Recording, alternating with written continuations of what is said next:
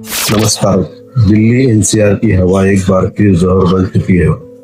आज राजधानी की वायु गुणवत्ता बहुत खराब से लेकर गंभीर श्रेणी में दर्ज की गई है। कई इलाकों में एयर क्वालिटी इंडेक्स AQI 400 के पार पहुंच गया है, जो स्वास्थ्य के लिए बेहद खतरनाक स्तर है। दिल्ली के आनंद विहार में AQI 455, जहांगीरपुर में 420, नोएडा सेक्टर 62 में 412, गुरुग्राम सेक्टर 51 में 398 और फरीदाबाद सेक्टर 16 में 385 दर्ज किया गया है। यानी अधिकांश क्षेत्र वेरी पुअर से सेवर श्रेणी में है।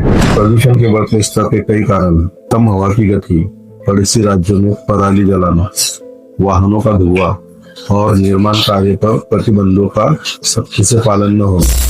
इस प्रदूषण का असर अब केवल बीमार लोगों पर नहीं, बल्कि पूरी आबादी पर दिख रहा है। सांस लेने में तकलीफ, खांसी, आंखों में जलन और गले में दर्द, ये आम शिकायतें बन चुकी है।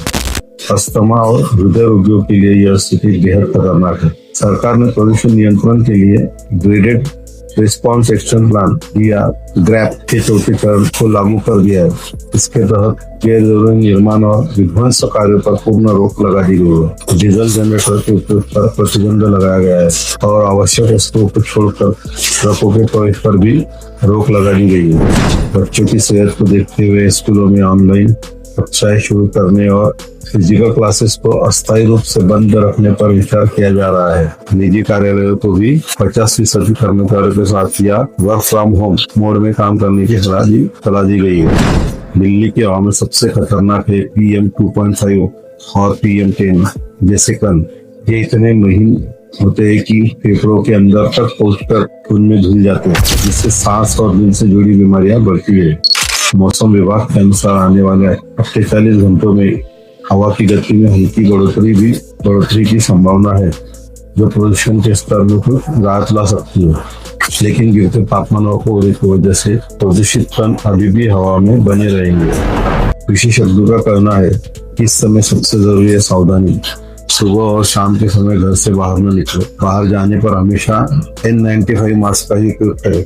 घर के अंदर एयर प्यूरिफायर या हवा साफ करने वाले पौधों का उपयोग करें और बाहरी शारीरिक गतिविधियों से फिलहाल बचें।